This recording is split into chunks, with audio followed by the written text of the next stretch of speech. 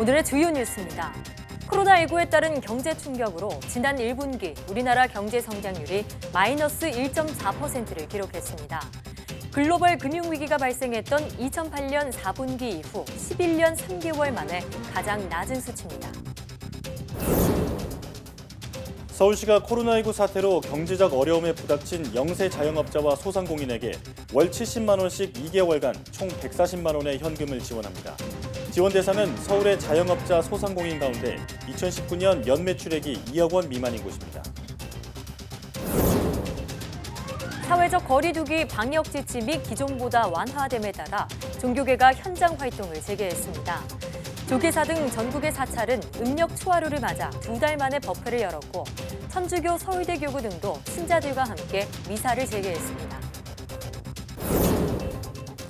세계 각국에서 올겨울 코로나19 2차 대유행 가능성이 제기되는 가운데 WHO는 코로나가 오래 지속될 것이고 쉽게 재발할 수 있다고 경고했습니다. 경제봉쇄 해제 요구가 거센 미국에서는 코로나19 사망자가 다시 급증하고 있습니다. 코로나19의 확산으로 각급 학교가 온라인 개학에 들어간 가운데 한국과학창의재단 등에서 마련한 원격 과학교육 프로그램이 큰 인기입니다. 4월 과학의 달을 맞아 과학창의재단 안성진 이사장과 함께 과학 인재 양성과 과학의 대중화 어디까지 왔는지 얘기 나눠보겠습니다.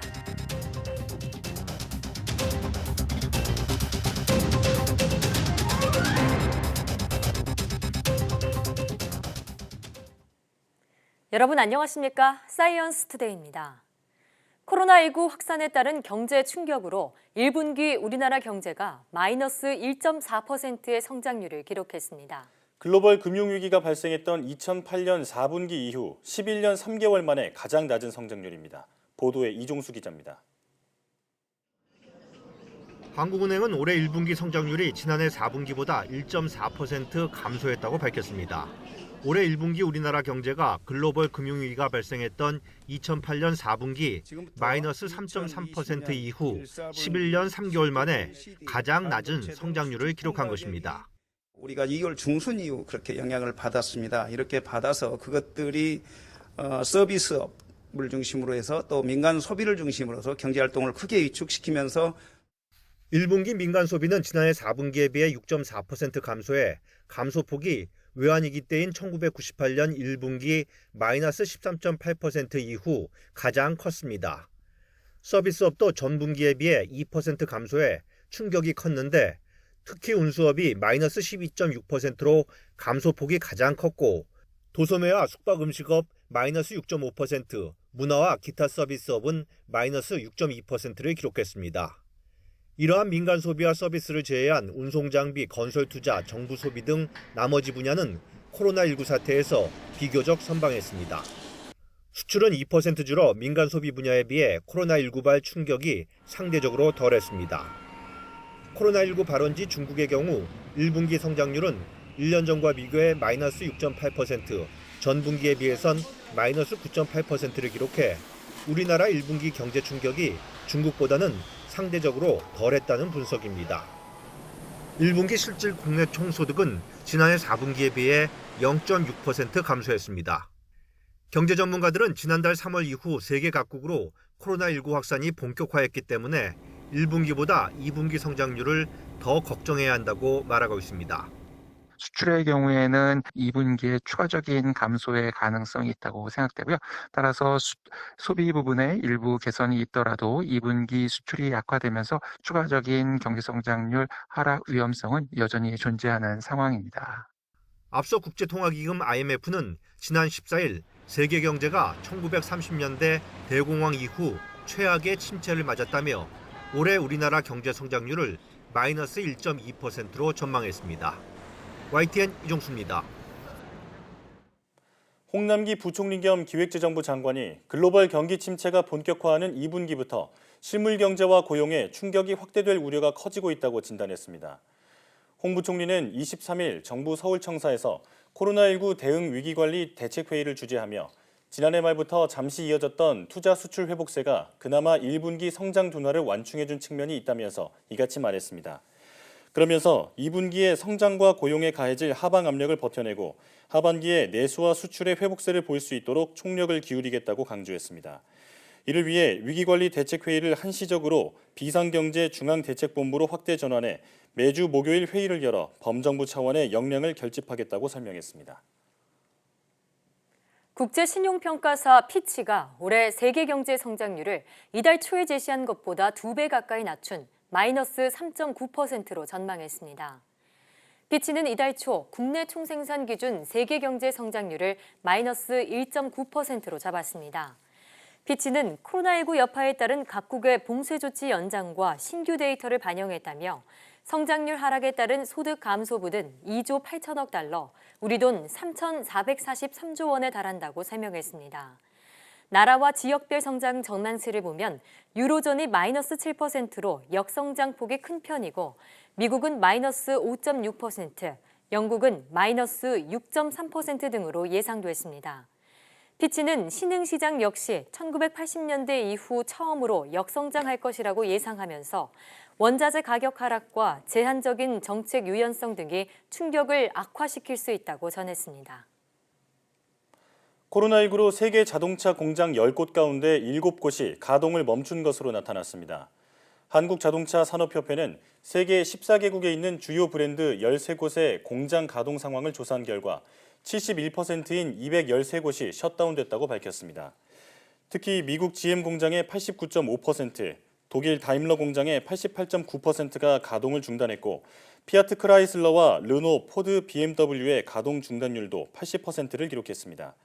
현대 기아차의 해외 공장은 35%가 가동을 멈춰 경쟁사보다는 가동률이 높았습니다. 자동차 산업협회는 해외 요인으로 국내 공장도 생산이 중단되거나 판매가 크게 줄 우려가 크다면서 33조 규모의 기업 차입 지원과 고용유지 지원금 확대, 세금 유예 등 정부 역할이 필요하다고 강조했습니다. 코로나19로 국내 항공업계가 셧다운에 들어간 가운데 정부가 긴급 유동성 지원 방안을 내놨습니다. 특히 국책은행이 대한항공 등 대형 항공사에 대한 긴급 지원에 나서기로 했는데요. 대형 항공사에 대한 정부 차원의 지원은 코로나 사태 이후 처음입니다. 김현우 기자의 보도입니다. 국제 항공 여객수 98% 급감, 국제 화물 35% 감소. 대한항공의 125개 노선 가운데 93개가 멈췄고 저비용 항공사 6곳은 국제선 운항을 중지했습니다. 정부가 유동성 위기로 벼랑 끝에 몰린 항공업계를 위한 긴급 수혈에 나섰습니다. 지난 2월 발표한 저비용 항공사 유동성을 조속히 집행하고 대형 항공사의 긴급 자금은 산업은행과 수출입은행이 우선 지원하기로 했습니다. 대형사에 대한 정부의 지원 방안이 나온 건 코로나 사태 이후 처음입니다. 항공기가 멈추면서 연쇄 피해를 보고 있는 공항시설 사용료 감면과 납부 유예를 당초 5월에서 8월까지 연장합니다. 멈춰선 항공기에 대한 지방세도 낮추거나 유예됩니다. 지자체의 협조를 통한 항공기 재산세 징수 유예도 적극 추진하겠습니다. 정부 지원을 애타게 기다리던 대형 항공업계는 숨통이 트이게 됐습니다. 코로나 사태 이후 국제선 노선의 90% 이상이 멈추어 심각한 위기에 빠져 있습니다. 정부가 내놓은 긴급 유동성 지원 및 비용 부담 완화 정책은 자금난을 겪고 있는 항공사의 숨통을 틔워줄 것으로 기대합니다. 이와 함께 정부는 공공부문 차량 8,700대도 조기 구매하고 선금을 최대 70% 수준으로 지급해 자동차 분야 수요 창출에도 힘을 보태기로 했습니다.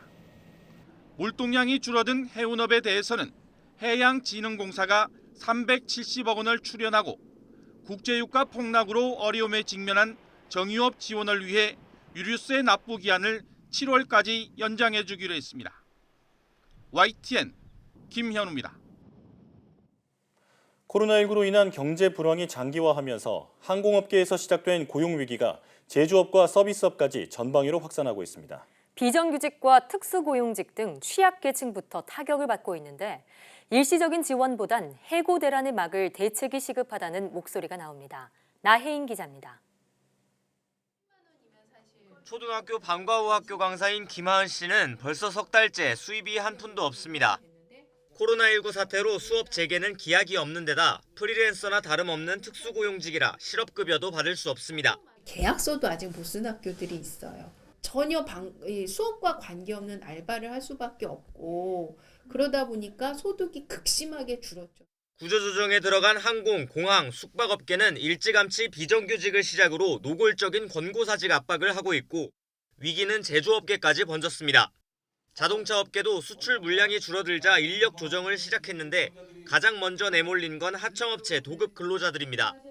그냥 무급으로 정리를 해버리고 그냥 회사에서 그냥 일방적으로 출근하지 마라. 장기화될 경우에는 당연히 권고사직이나 사직을 할 수밖에 없는 상황. 비정규직이나 특수고용직 등 근로기준법상 해고 제한 규정을 적용받지 못하는 고용 취약계층부터 타격을 받는 게 현실입니다. 지난달 고용지표를 봐도 일용직은 1년 전보다 17만 명, 임시직은 42만 명이나 줄었습니다. 정부가 고용 사각지대에 있는 사람들을 위해 한시적 현금 지원 대책을 내놨지만 노동계는 근본적인 고용 안정 대책을 촉구하고 나섰습니다. 불황이 언제까지 이어질지 모르는 상황에서 고용 유지 기업에 혜택을 주겠다는 접근으론 해고 대란을 막을 수 없다는 겁니다.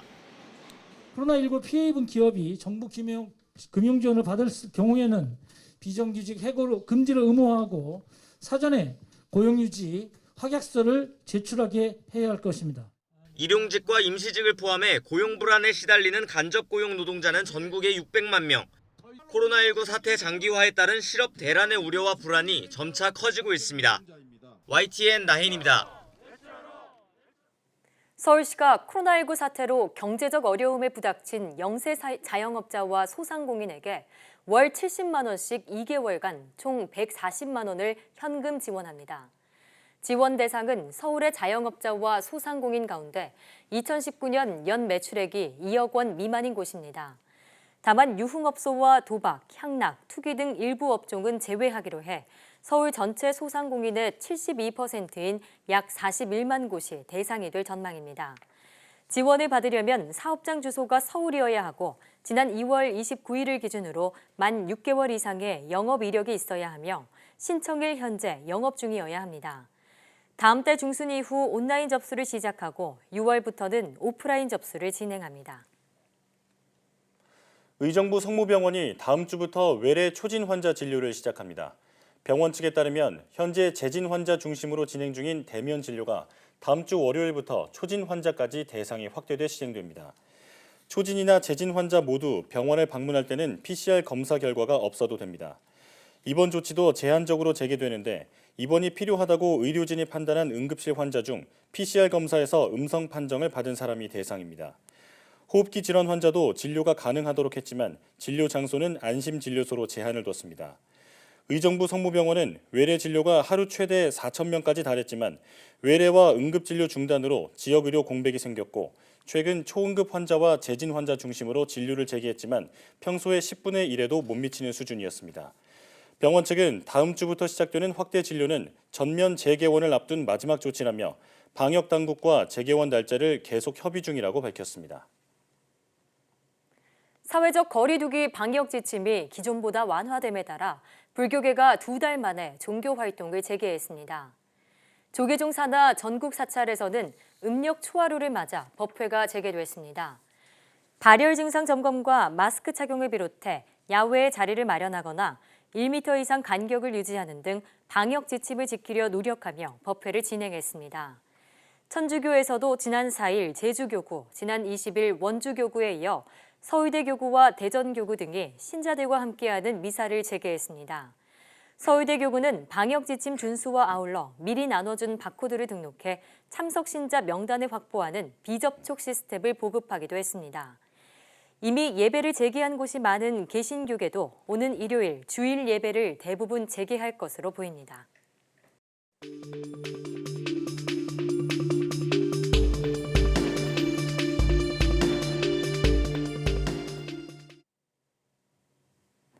방역당국이 국내 코로나19 환자에서 바이러스를 무력화할 중화 항체가 만들어진 것을 확인했습니다.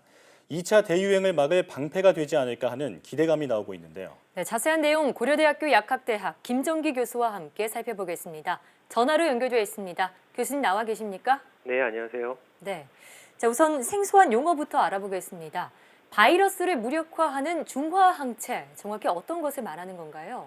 보통 바이러스가 세포에 침투를 할 때 그 바이러스 표면에 있는 단백질하고 세포의 표면에 있는 세포 수용체가 결합을 하게 되거든요. 그 다음에 이제 세포 안으로 바이러스가 들어가게 되는데 이 바이러스 표면 단백질에 대한 항체가 그 표면 단백질과 결합을 하게 되면 세포 수용체랑 결합을 하지 못하게 됩니다. 그러니까 즉 바이러스가 세포로 들어가지 못하게 하는 이런 거를 만드는 항체다 이렇게 보시면 되겠습니다. 네, 이 코로나19 바이러스에 대한 항체라고 이해하면 되겠군요. 네. 국내 코로나19 감염 환자들 25명을 검사한 결과 25명 모두에게서 중화 항체가 형성됐다고 밝혀졌습니다. 자, 이 부분은 어떻게 해석할 수 있을까요? 그러니까 앞서 말씀드린 것처럼 바이러스 표면, 그러니까 바이러스에 대한 항체가 만들어지게 되는데 그 항체 중에는 중화항체도 있고 중화항체가 아닌 것들도 있습니다.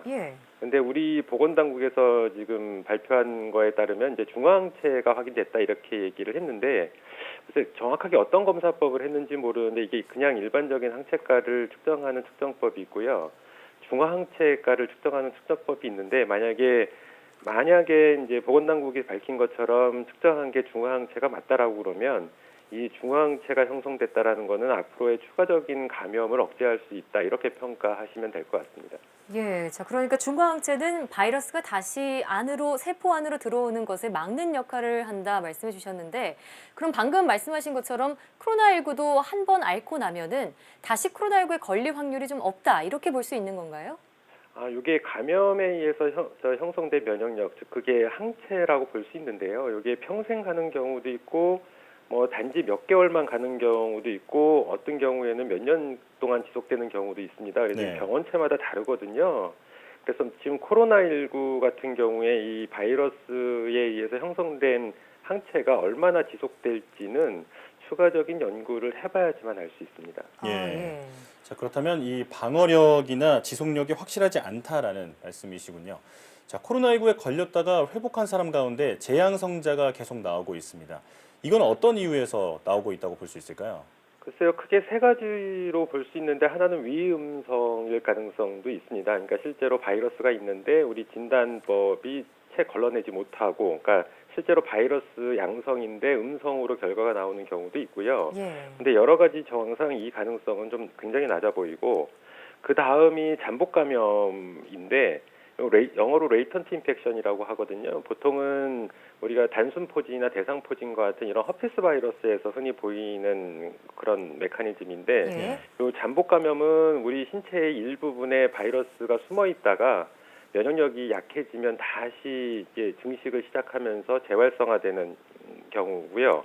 마지막으로 또 하나가 재발입니다. 그러니까 영어로는 리랩스인데 이거는 어디 잠복 감염처럼 어딘가 숨어 있다가 나오는 게 아니라 원래 체내에 낮은 숫자의 바이러스가 다 없어지지 않고 남아 있다가 어떠한 요인에 의해서 얘네들이 다시 증식을 하는 거거든요. 그러니까 앞에서 두 번째 말씀드린 잠복 감염하고 재발은 약간 좀 성격이 다른데 어찌됐든 간에 두 가지 가능성은 상존한다. 근데 이 잠복 감염 같은 경우에는 코로나 바이러스에서는 아직까지 밝혀진 바가 없어서 이건 추가적인 연구가 필요하고 그렇다라고 그러면 혹시 리랩스라고 하는 재발일 가능성이 더 높지 않나 이렇게 보고 있습니다. 예, 그렇군요.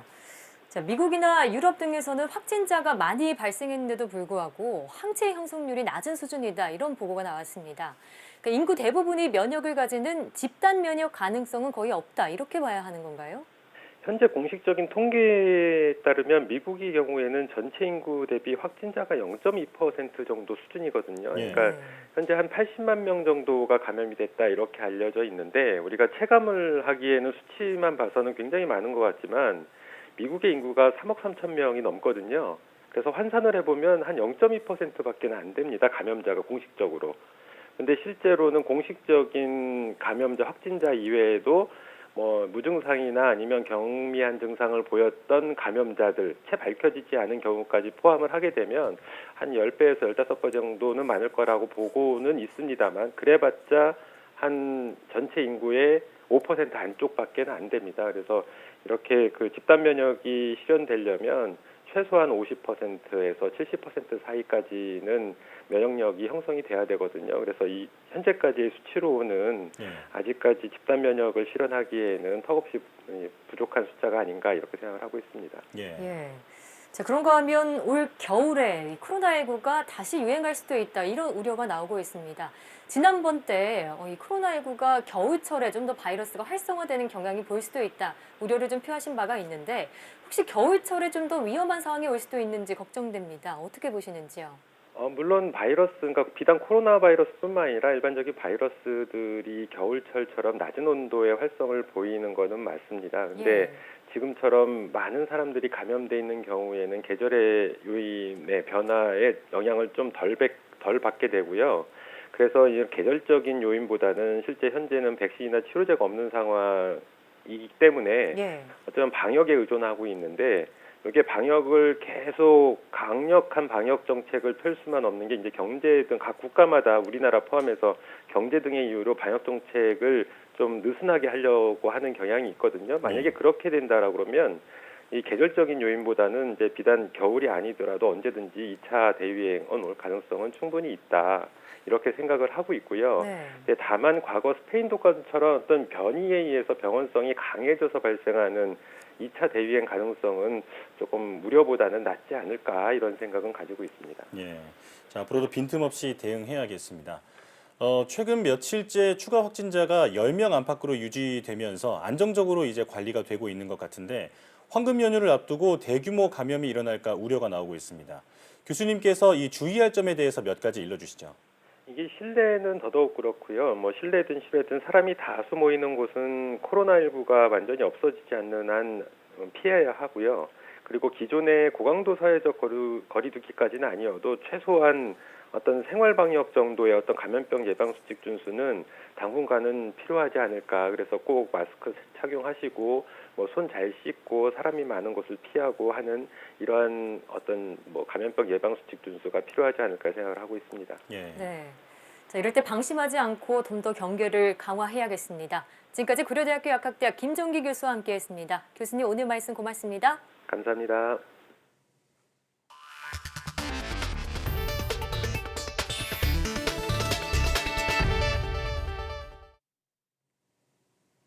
미국에서 경제 봉쇄를 해제해달라는 요구가 거센 가운데 코로나19가 다시 피해가 급증하고 있습니다. 이틀 새 5천 명 넘게 사망자가 나오고 신규 확진자도 가장 많이 발생하면서 트럼프 대통령의 고민이 깊어지고 있습니다. 보도에 박홍구 기자입니다. 확산세가 주춤하는 듯했던 미국에서 다시 코로나19 피해가 늘고 있습니다. 존스 홉킨스 대학 통계로 하루 신규 확진자가 39,500명에 달해 최다를 기록했습니다. 또 월드 오미터 집계로 지난 21일 하루에만 2,800명이 숨져 최대를 기록했고 22일에도 2,200명이 목숨을 잃었습니다. 앞선 사흘 동안 1,000명대에 머물렀던 것과 비교하면 안정화에 접어들었다고 판단하기엔 이른 상황입니다. 하지만 코로나19 확산을 막기 위해 주정부가 취한 경제 봉쇄 조치를 해제해달라는 시위가 곳곳에서 이어지고 있습니다. We know how to take care of ourselves better than freaking communist Newsom does. 트럼프 대통령은 복잡한 심경을 드러냈습니다. 경제 봉쇄 조치의 일환으로 운영을 중단했던 국립공원을 다시 열겠다고 밝히면서도 조지아주가 일부 경제 봉쇄를 해제하겠다는 발표에는 강하게 반대 입장을 드러냈습니다. After all this death that we've suffered, not work. I don't view work. I view it death. 트럼프 대통령은 또 코로나19가 이번 겨울에 독감과 맞물려 더 위험해질 수 있다는 인터뷰 기사를 가짜뉴스로 몰아세우며 발언의 당사자인 CDC 국장을 백악관 브리핑장에 불러 해명하게 했습니다. 미국에서 코로나19 불안감이 여전한 가운데 국민들의 경제적 고통은 커지고 재선을 노리는 트럼프 대통령의 고민도 깊어지고 있습니다. YTN 박홍구입니다. 미국이 코로나19의 세계적 대유행 팬데믹과 관련해 중국 책임론을 또다시 꺼내들었습니다. 특히 발병의 진원지로 지목된 우한 연구실과 관련해 자료 공유와 접근을 용인하라고 촉구했습니다. 보도에 김상우 기자입니다. 트럼프 미 대통령이 최근 세계 보건기구에 대한 중국 평양선 등 대응 실패 책임론을 들어서 자금 지원 중단을 선언한 가운데 미국 국무장관이 중국 책임론을 다시 꺼내 들었습니다. We strongly believe that the Chinese Communist Party did not report the outbreak of the new coronavirus in a timely fashion to the World Health Organization. 특히 이른바 코로나19의 우한 연구실 유래설과 관련해서 전 세계가 접근권을 갖고 있다며 바이러스 샘플 등의 연구 자료를 공유하고 연구실 검사 등을 용인해야 한다고 강조했습니다. 그러면서 은폐 문제를 지적했습니다. It covered up how dangerous the disease is. It didn't report sustained human-to-human transmission for a month until it was in every province inside of China. 한편 미국 내 코로나19로 인한 첫 사망자 발생일은 애초 알려졌던 것보다 3주쯤 앞선 2월 초였던 것으로 나타났습니다. 뉴욕타임스는 미 캘리포니아주 보건당국이 지난 2월 6일과 2월 17일 각각 자택에서 숨진 2명에 대한 부검 결과 2명 모두 코로나19에 감염된 것으로 확인됐다고 보도했습니다. 2월 6일은 기존에 알려졌던 미국 내 첫 사망자 발생일인 2월 26일보다 20일 앞선 것으로 2월 초부터 바이러스가 미국 전역에 확산되기 시작한 것으로 추정됩니다. 미 보건당국은 올 겨울에 코로나19의 2차 유행이 닥칠 것이라고 경고하면서 백신은 내년 3월쯤 나올 것으로 전망했습니다. YTN 김상호입니다. 코로나19 환자의 혈액이 알 수 없는 이유로 젤리처럼 뭉쳐 사망에 이르는 사례가 미국 대형 병원에서 공통으로 여러 건 발견됐다고 워싱턴 포스트가 보도했습니다. 신문은 미국 터프츠대, 예일대, 펜실베니아대 병원 등이 최근 화상회의에서 일부 코로나19 환자 혈액 속에서 혈전이 발견된다는 사실을 확인했다고 전했습니다. 의료진은 혈액 응고 현상이 일어나는 이유와 치료 방법을 두고 의견 일치를 보지 못했으나 이 현상이 코로나19 확진자가 자택에 머물다 숨지는 사례를 설명해 줄 수 있을 것이라고 결론 내렸습니다. 이와 관련해 에모리대 병원은 산하 10개 병원에서 혈액이 뭉치는 코로나19 환자가 나왔다면서 혈전의 크기가 커지면 뇌졸중과 심장마비로 이어질 위험이 있다고 밝혔습니다. 컬럼비아 대학 어빙 메디컬 센터는 코로나19 환자의 주된 사망 원인은 급성 호흡곤란이지만 혈액 합병증도 그에 뒤지지 않는다고 설명했습니다.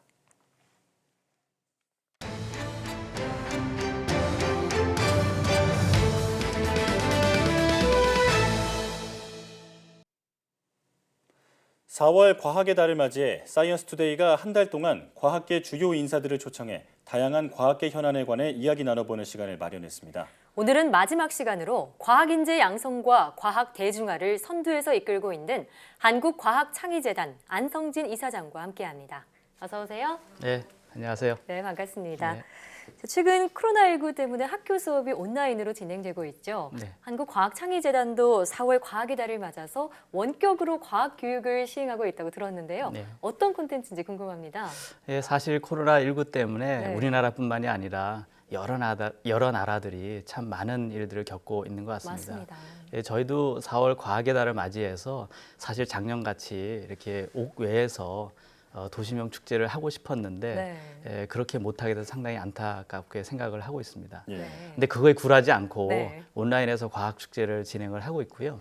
크게 이제 세 가지로 나누어서 진행을 하고 있습니다. 하나는 이제 과학의 내용을 이제 배우자라는 뜻으로 이제 배우는 과학이 하나 있고, 예. 또 다른 하나는 이제 과학을 체험하기 위한 체험하는 과학. 또 마지막으로는 이제 즐기는 과학 이렇게 세 개의 카테고리로 나누어서 온라인 과학 축제를 진행하고 있습니다. 네, 얘기를 들어보니까 학생들은 물론이고요, 성인들도 함께하면 참 좋을 것 같다는 생각이 드는데 좀 더 자세히 소개해 주시죠. 예, 이제 뭐 배우는 과학 그러면은 우리가 이제 뭔가 거기에 들어가서 배워야 될 테니까 이제 온라인상의 특강이라든지 아니면 이제 소프트웨어라든지 수학이라든지 이런 부분에 대해서 배울 수 있는 그런 컨텐츠들로 구성이 되어 있고요. 그다음에 이제 뭐 체험하는 것은 사실 과학관이라는 것도 이제 오프라인으로 존재하는 거지 않습니까? 예.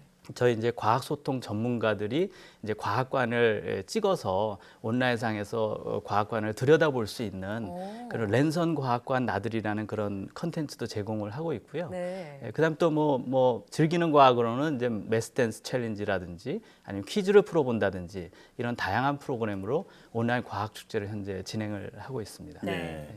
이 과학 문화의 확산과 창의적 인재 육성을 위해서 한국과학창의재단이 설립됐다고 들었는데요. 네, 맞습니다. 아직 조금 잘 모르고 계시는 분들이 많이 계실 것 같아요. 이사장님께서 어떤 기관인지 직접 설명해 주시죠. 예, 저희 한국과학창의재단은 과학기술기본법이라는 법이 있습니다. 예. 이제 그 법에 따라서 설립된 과학기술정보통신부 산하의 준정부 기관입니다. 예. 사실 1967년에 과학기술후원회라는 이름으로 출발을 했는데요. 그렇군요. 예, 아주 오래된 역사를 갖고 있는 네. 기관입니다. 이제 처음에는 이제 일반 대중들에게 과학의 내용을 좀 많이 확산하자라는 취지에서 만들어졌습니다. 예. 그래서 그때 당시에는 이제 유명한 과학자분들이 강연도 하고 뭐 일반인 상대로 해서 과학을 많이 전파하도록 그렇게 노력을 했거든요. 뭐 그러다 보니까 이제 사람들 중에는 나도 저 사람처럼 과학자가 돼야 되겠다라고 하는 그런 인재 양성 측면을 이제 갖고 있게 된 거죠. 네. 그래서 2008년도에 저희가 이제 과학 문화를 확산하는 기능 외에 이제 창의적 인재 양성이라고 하는 기능이 더해져서 한국과학창의재단이라는 이름으로 만들어졌고요. 그렇군요. 그 이후로 쭉 그 기능을 담당해 오고 있습니다. 그렇군요. 10년이 넘는 시간 동안 한국과학창의재단이라는 이름으로 과학의 대중화와 인재 양성을 위해서 힘써오고 계시는데요. 네. 자, 임 사장님께서는 2018년 12월에 취임을 하셔가지고요. 네. 3년 임기 가운데 한 반 정도가 지난 상황입니다. 예. 지난 1년여 동안 어떻게 이 사업을 이끌어 오셨는지 궁금한데요. 저는 사실은 이제 현장에 답이 있다라고 생각을 예. 하고 있습니다. 그래서 저희 재단이 가장 지향해야 되는 방향이 현장 밀착형 전문 기관이 돼야 된다라고 예. 생각을 하고 있고요. 특히 요즘처럼 이제 4차 산업혁명이다라고 하는 시대적 변화에 예. 우리가 부응해서 과학 문화를 확산하고 창의적 인재 양성의 변화를 가져줘야 된다 이렇게 생각을 하고 있습니다. 예. 그래서 과학 문화 확산 측면에서도 우리가 이제 다양성을 추구를 해야 되고 인재 양성 측면에서도 AI와 같은 최근의 그런 기술들을 많이 교육적으로 활용해야 된다 이런 측면을 강조를 많이 하고 있습니다. 예. 방금 4차 산업혁명이 시대적인 요구다 이런 말씀을 하셨는데요. 네. 그럼 이를 위해서 어떤 교육에 좀 중점을 두고 계신가요? 사실 4차 산업혁명이라는 것을 바라보게 되는 관점에 따라서 여러 가지가 있을 수가 있습니다. 네. 뭐 기술적인 내용으로는 뭐 빅데이터라든지 IoT라든지 뭐 그다음에 이제 요즘 얘기되고 있는 AI라든지 여러 예. 기술적인 요소들이 있을 수 있고요. 또 현상적으로 보게 되면 뭐 초연결이다, 초지능이다 이런 얘기들이 있지 않습니까? 네. 그래서 이제 저희도 이런 시대적 흐름에 맞춰서 AI와 관련된 그런 교육 기능들이 상당히 강화돼야 되고 또 AI에 관련된 과학 문화가 확산이 돼야 된다. 이렇게 생각을 하고 있습니다. 네. 말씀을 듣다 보니까 이 한국 과학의 밑바탕부터 다지는 일을 하고 계시다 이런 생각이 감사합니다. 드는데요. 네.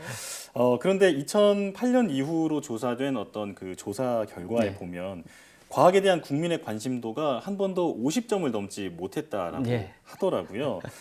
이에 대해서는 이 사장님께서 어떻게 생각하시고 또 이 과학에 대한 국민의 그 관심도를 높이기 위해서는 어떤 일을 하고 계신지 듣고 싶습니다. 네, 일단 점수에 대해서 좀 말씀을 드려야 될 것 네. 같은데 50점을 못 넘었다 그러면 굉장히 낮은 거 아닌가 이렇게 생각하실 텐데요. 네.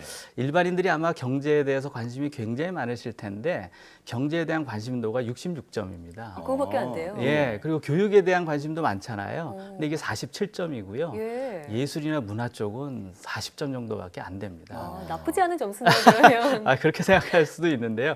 제가 이제 점수를 말씀드리는 이유는 이거 점수 자체가 절대적으로 이렇게 낮다라고 보기는 어렵다라고 보시고요. 물론 이제 미국은 60점이 좀 넘고 유럽은 55점 정도 나오는 상태입니다. 우리도 이제 계속 노력을 해야 되죠.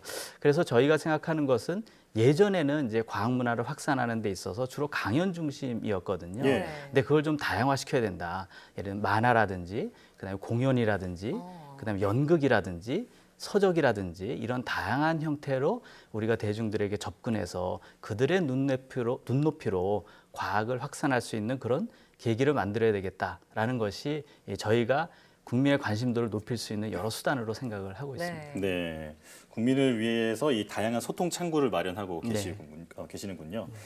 자, 최근 정부의 R&D 예산이 24조 원이 책정이 되면서 사상 최대를 기록했습니다. 자, 하지만 그만큼 국민의 공감이 필요할 텐데 지금 국민의 공감이 필요하다는 부분에 대해서는 어떻게 생각하시나요? 사실 저는 한 국가 연구개발 예산이 한 100조 가야 된다 이렇게 생각을 하고 있습니다. 네. 이제 왜냐하면 우리는 인재가 상당히 중요하고 국가 연구개발에서 차지하는 비중이 상당히 높다 이렇게 볼 수가 있습니다. 근데 이제 가만히 생각을 해보면 과거 언젠가서부터 우리가 이제 연구개발 성과에 대한 이야기를 하고 있거든요. 이만한 돈을 투자를 하는데 도대체 이제 성과가 뭐냐 이런 얘기를 많이 하고 있습니다. 근데 사실은 어찌 생각하면 국가가 지향해야 되는 연구개발이라고 하는 것은 사실 성과가 나오는 그런 연구도 물론 있어야 되겠지만 그거보다는 국가가 필요한 연구를 해야 되는 것이 그게 이제 국가 연구개발이 돼야 되는 것이죠. 이제 성과만 내는 연구를 만약에 하게 됐을 경우에는 저는 부작용이 크다고 볼 수 있습니다. 성과가 나오는지 안 나오는지 모르지만 우리가 국가가 필요한 연구는 반드시 해야 된다. 그런데 예산이 투입돼야 된다. 이렇게 생각을 합니다. 다만 우리가 국민이 지지하는 국가 연구개발이 돼야 된다는 거죠. 이제 그렇다면 우리가 과학 연구의 문화를 확산해서 국민의 지지를 받는 국가 연구개발 사업이 되도록 하는 것이 저희의 또 임무가 아니겠는가 이렇게 생각해서 저희가 그 분야에 대해서도 올해 중점적으로 노력할 계획을 갖고 있습니다. 한 가지 또 중요한 임무를 말씀해 주셨는데요.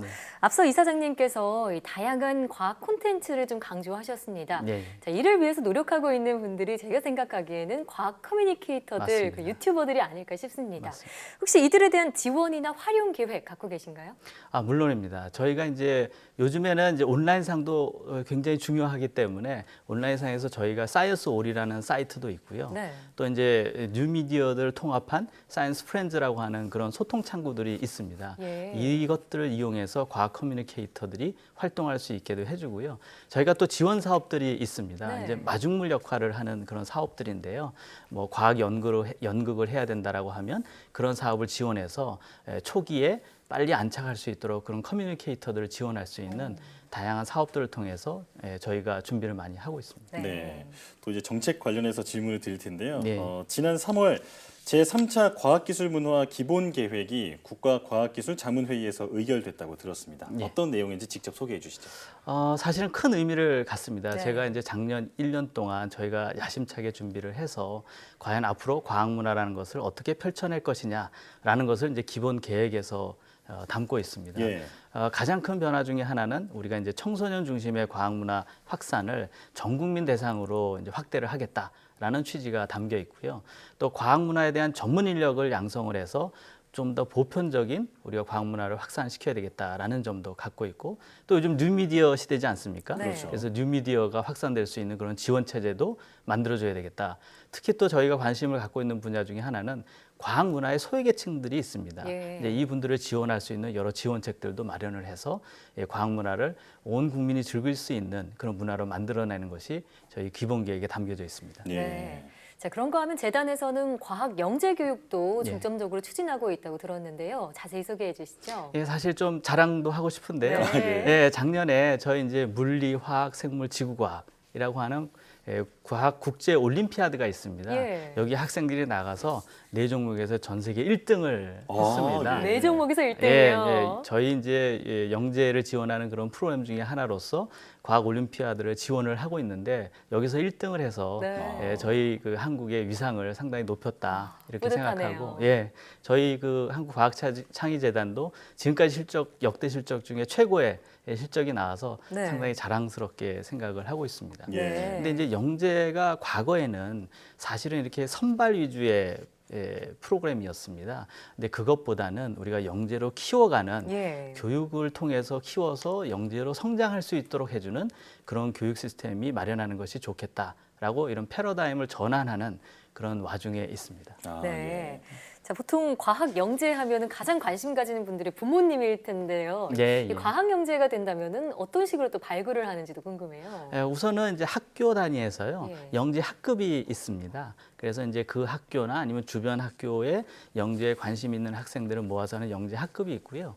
그다음에 이제 영재 교육원들이 또 전국적으로 있습니다. 그 영재 교육원에서 교육을 받을 수도 있고 또 이제 여러분이 잘 아시는 영재고등학교나 아니면 과학고들이 있는데요. 네. 이 학교들도 저희가 지원을 하고 있고 또 방금 말씀드렸던 이제 국제 과학 올림피아드도 지원을 하고 네. 또 대학에 와서는 이 학생들이 자기가 연구할 수 있는 대학생을 지원하는 프로그램들도 갖고 있습니다. 그래서 전 주기적으로 영재 교육이 꾸준하게 일어날 수 있도록 하는 그런 프로그램들을 저희 재단이 지원을 하고 있다고 보시면 될 것 같습니다. 네. 자, 그리고 또 비단 과학 영재만이 아니라 이 과학이나 수학 등 일반 교육을 위해서도 많은 일을 지원하고 계시다고 들었거든요. 예, 예. 대표적인 사업 몇 가지만 알려주시죠.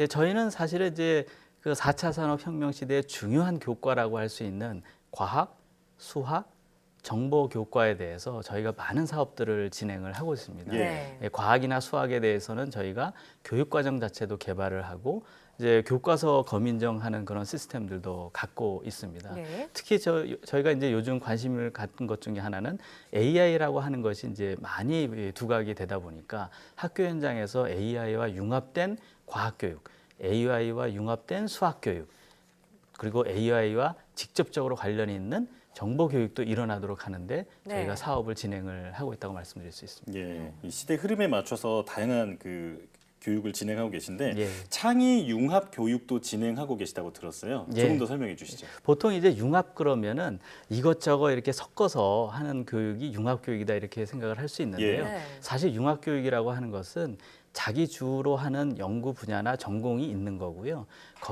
그 부분을 더 잘하기 위해서 다른 분야의 영역을 가져오는 것이 융합입니다. 예. 그걸 우리가 보통 이제 용어로는 스팀이라고 부르고 있고요. 저희는 이제 스팀 플러스 AI 교육을 지향을 하고 있고 예. 또 저희가 이제 창의 인성 교육도 진행을 하고 있습니다. 사실은 저는 개인적으로는 인성을 갖추지 못한 그런 재능은 흉기다 이렇게 생각을 합니다. 그래서 우리가 재능과 그 지식적인 측면도 중요하지만 인성이라는 측면도 굉장히 중요해서 저희도 또 이제 AI 윤리 이런 분야도 저희가 연구를 하고 지원하는 그런 네. 형태를 갖고 있습니다. 이렇게 하나의 과학, 수학, 정보라고 하는 교과뿐만이 아니라 말씀하신 대로 여러 융합 분야에서도 많은 지원 프로그램들을 고민하고 지원하고 있다 이렇게 말씀드릴 수 있습니다. 네. 이사장님께서는 또 교육자 출신이시기 때문에 네. 더더욱 이런 인재들의 교육에 대해서 남다른 철학을 갖고 계신 것 같은데요. 네. 앞으로 어떤 교육이 이루어져야 한다고 생각하시는지요? 교육은 사실 기본이 탄탄한 교육이 돼야 되는 겁니다. 네. 우리가 이제 초중고 이렇게 교육을 보면 우리가 수학이라는 걸 열심히 하고 영어라는 걸 열심히 하는 것이 대학에 가서 영문학자가 되려고 혹은 수학자가 되려고 우리가 그런 교육을 받는 건 아니지 않습니까? 그렇죠. 사실 이제 대학은 이제 전문인을 키우기 위한 교육인데 그 전문인으로 성장하기 위해서는 초중고에서 자기가 어떤 기초를 탄탄히 닦는 것이 중요합니다. 뭐에 편식하지 않고 골고루 다양한 분야의 역량을 확보를 해야 내가 전문인으로 직접 커갈 수 있는 거거든요. 그래서 과학이 됐던 수학이 됐던 정보가 됐던 혹은 인성교육이 됐던 간에 네. 모든 분야에서 골고루 역량을 확보할 수 있도록 기본이 탄탄한 교육이 돼야 된다. 그리고 그거를 한국과학창의재단이 4차 산업혁명 시대에 지원해야 된다. 이렇게 생각을 하고 있습니다. 예. 자, 이제 마지막으로 한국과학창의재단의 이사장으로서 이제 임기가 반 정도 남은 상황인데요. 네. 남은 임기 동안 어떤 방향과 각오로 이 재단을 이끌 것인지 목표 말씀해 주시기 바랍니다. 예, 저는 한국과학창의재단은 100년을 내다보고 네. 현재 발돋움을 해야 된다 이렇게 생각을 하고 있고요.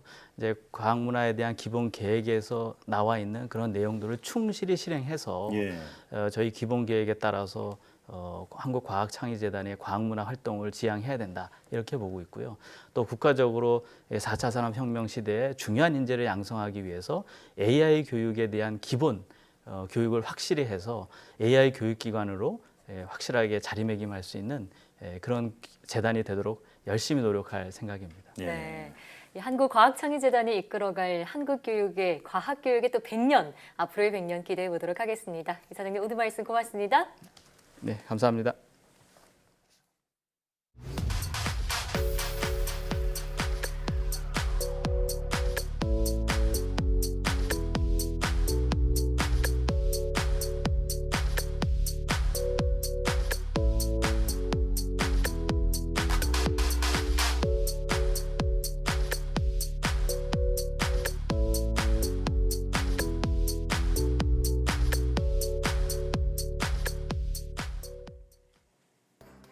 교육부는 매년 초등학생들의 장래희망 상위 10개를 발표합니다. 과거 상위권이었던 과학자가 2년 연속 10위권에 들지 못했습니다. 희망 직업이 다양해진 경향도 있지만 과학자를 꿈꾸는 아이들이 줄어드는 것 같다. 무척 아쉽습니다. 대한민국의 미래를 좌우할 4차 산업혁명의 핵심은 바로 과학과 과학자가 우대받는 사회이기 때문입니다. 사이언스 투데이 오늘 저희가 준비한 소식은 여기까지입니다. 함께해 주신 여러분 고맙습니다.